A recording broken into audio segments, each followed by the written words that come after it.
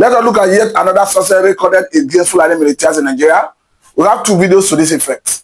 The first one has to do with the military, of course, getting at a notorious bandit. You can clearly see how he was apprehended. We are going to watch that. Shortly after that, we are still going to bring you another video that catch-up moment. The locals as well got a handful of course, bandits, talking about Fulani militias. I think the locals are proven that they have what it takes to address this insecurity. I think that is why the locals should be empowered to be the first line of defense in issues like this. But meanwhile, watch the first one as we go forward into this conversation.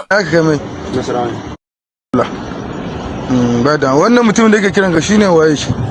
Shine zan kira. Ya kai mai kai, ina aka kai mai? Nasarawa. Ya kai a Kefi. Ya kai mai sunanka? Jogo. Ana kake da zama? A Kamancan ina ka bancan? Ina zama haka. To ba da mu. Ya basalla sanin da kokari. Bangiji Allah ya kara maka hikima da basira. Gaskiya ba abin da zaka sai dai mu ce Allah mun gode. Kaga abin da muke magana, mun ce direba ya bari. Leave the rebel, let us do our work. The rebel will say, no, nothing there, nothing goes so see. Now stop and search properly. Now go to Basira. I go to Maka Basala, Allah Maka Albarka. Allah baka abin da kake nema, Allah baka hikima da basira. Kaga rayuwa mu understanding juna kenan. Shi yasa nake kiran ku bana so a canje wanda baka san kansu ba. Kaga kun gane abin da nake magana. I go to ba mu kira area commander. So having watched the first one, I think definitely we are seeing we can heave a sigh of relief to an extent, saying that even the military are now doing a good job in terms of this arrest, because we have seen some other arrests before now. But the major breakthrough is the one that is coming from the communities, the locals, the vigilante groups across different parts of the country. We are going to show you this video shortly. But remember that before now, we saw a breakthrough in Ogwashuku in Delta State, where the communities, of course, sent some of the bandits to their creator. And before that, we only saw another one that came from the same Delta State, Abraka to be precise, and it was actually done by the locals. But meanwhile, watch this so that we can come back to further this conversation.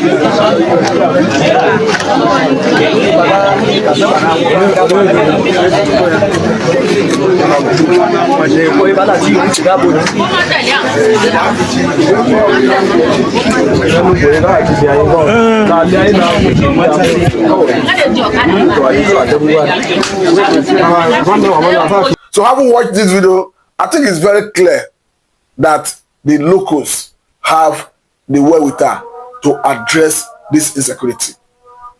Because the way it is, all crime is local. You cannot take that away. And if all crime is local, it got to show that the locals, of course, they know the terrain better. And the intelligence that is needed to combat the crime rests with the local. And of course, we understand that currently it is a statement of fact that the locals do not find it convenient to divulge information, actionable information, or rather actionable intelligence to the security agencies because of breach of trust. I think that best explain the issue that happened in Edo State some time ago, talking about the Urumi 16. Because if the locals have confidence in the ability of the authorities like the police to do justice, I don't think they will take laws into their hands. But don't get it twisted. I'm not in any way supporting extrajudicial killing. What I'm trying to say in essence is the government authorities, the paramilitary agencies, the police, the army, the DSS need to build intelligence, need to build confidence with the public, so that the public will always find it convenient to approach them to divulge actionable intelligence that will lead to nipping crime in the bud. But beyond all of this, I must say that the issue of Nigerian security system must be rejected. It must be rejected to the extent that the locals must be integrated into the system. I understand that the federal government already started making move to kickstart the forest guard.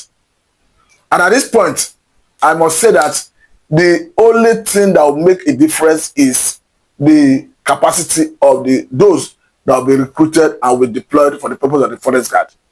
Because do not forget that before now, we had the issue of Amateku. Of course, Amateku was created out of state houses of assembly in the southwestern part of the country. But their predicament was the inability to bear arm.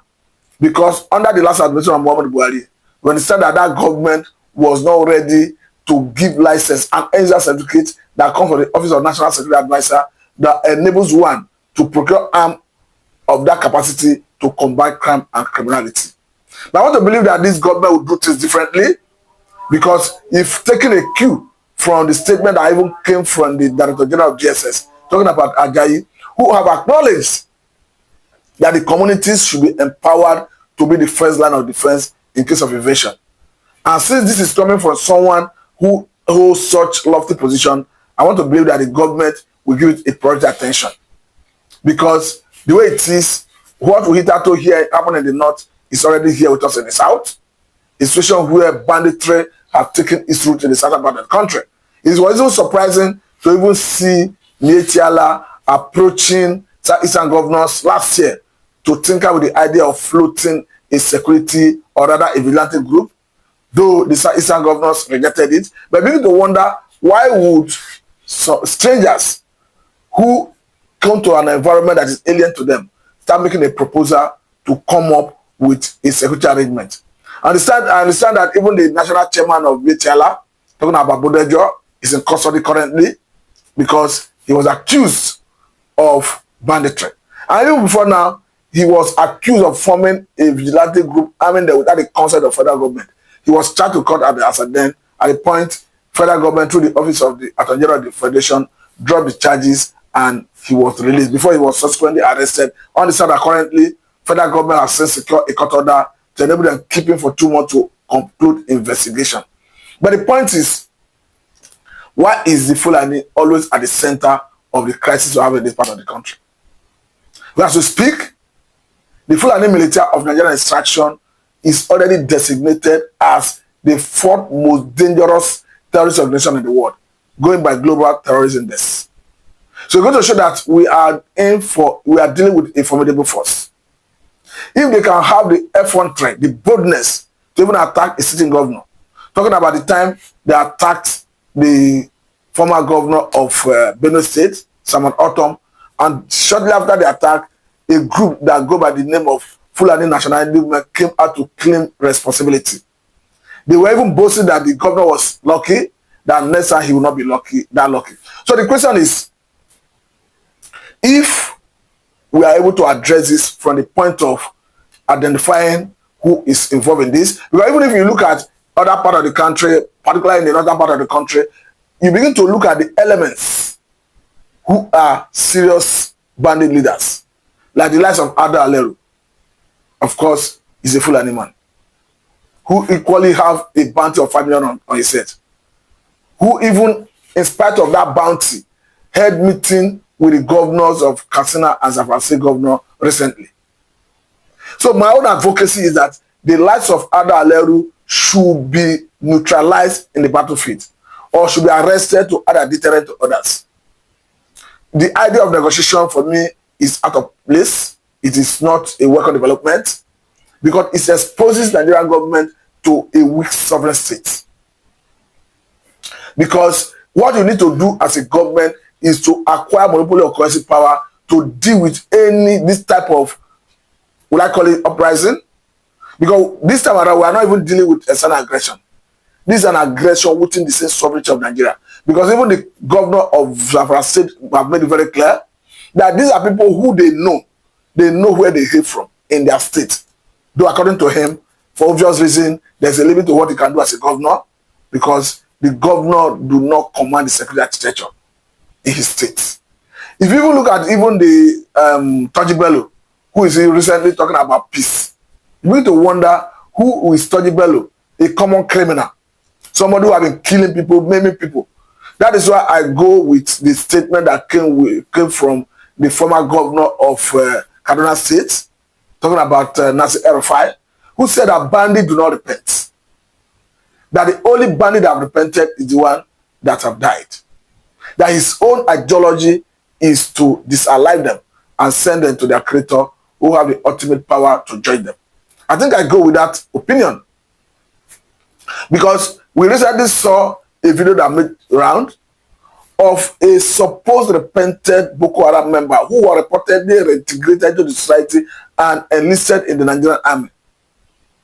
Who, of course, it was discovered that he wrapped ammunition around his waist, which he reportedly intended to allegedly send to his colleagues in the bush.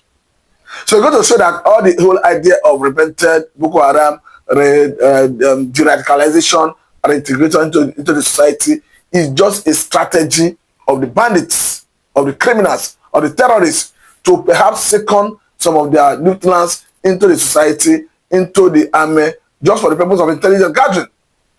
Because we saw the attack on military base in Borno State recently. You need to wonder, how could bandits, terrorists, gather actionable intelligence, carry out operation successfully in a fortified military base like that military base? So you're going to show that perhaps they have insider. And by the time you reintegrate repentant Boko Haram into the army, definitely they can give out intelligence to their colleagues in the bush. So that is why I'm even calling saying that the lives of Toji Bello must not enjoy any amnesty. He must not enjoy negotiation with the federal government. The best the government could do is to acquire monopoly of coercive power, engage him in the battlefield, and take him out. Or arrest him and prosecute him, whichever and confess. But to say you want to negotiate, for me, is a misnomer. Because if you are negotiating, the implication is that you are saying that the life of those who you have killed in the course of his nefarious activities, in the course of his wicked actions, does not matter, have no value. It means the life of the military personnel who have died in his hand, have no value. So that's why I'm advocating that the best the government could do is to acquire monopoly of currency power, engage him, and take it out. Because as a country, what makes you ultimate is the ability to police every inch of your territorial integrity. I know the government will always give excuse of network glitch. Sorry. I know the government will always give excuse of porous borders. I'm not doubting that. I'm not saying we do not have porous borders. But we should leverage on technology. That's the way to go. Because I took time to listen to a former House of Assembly member from Borno State who made it very clear that the government of Jonathan was already winning the war against Boko Haram. Particularly when the election of 2015 was postponed for 2 weeks to enable the government push back Boko Haram. Because we understand that the argument then from the north was that Jonathan government was not doing enough to solve the issue of insecurity. So Jonathan was desperate to solve the problem. He went and brought in missionaries who, according to the House of Assembly, former House of Assembly member from Borno, were doing excellently well. But according to him, he said they were not more than 30. And they were leveraging on technology to gather intelligence, the location of the Boko Haram, their capacity in terms of the arms they have, the number of AK-47, the ammunition and all of that. And according to him, when they want to go for precision bombing, they are no more than 3. And he said that they go there, they come back with evidence of the bombing before and after. But unfortunately, the government of Muhammadu Buhari came in 2015 and jettisoned the idea, send them packing. But in the interest, if you wanted to be patriotic, what you needed to do is, hence they were recording sources. What you needed to do was to leverage on their expertise, synergize with them, let them transfer the technology to our military personnel, our Air Force personnel, our DSS personnel. will pay for it before you allow them go.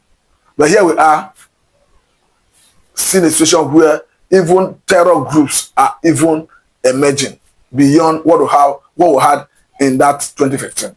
Because currently, Lakurawa was not obtainable as at that time. Even the Mahmuda that the government have said that their leader had been arrested was not in the picture then. So, for me, I think we cannot continue doing the same thing over and over and expect a different result. We must definitely think out of the box and do things differently if we must get a result. But the way it is no longer fashionable to say we must continue. Of course, negotiation is out of it as far as I'm concerned. You must engage them. Government must have the superior power. And of course, we have comparative advantage over and above the bandits. That is the truth. Because we have access to a platform. We can definitely easily engage sovereign states for acquisition of air platforms, for training of our military personnel, which they do not have. So why should they be getting advantage over our military personnel? So I'm on the view that the government should review our current security architecture and ensure that the locals are integrated into it for a better efficiency. Thank you very much. This is Salami Dynamics Award.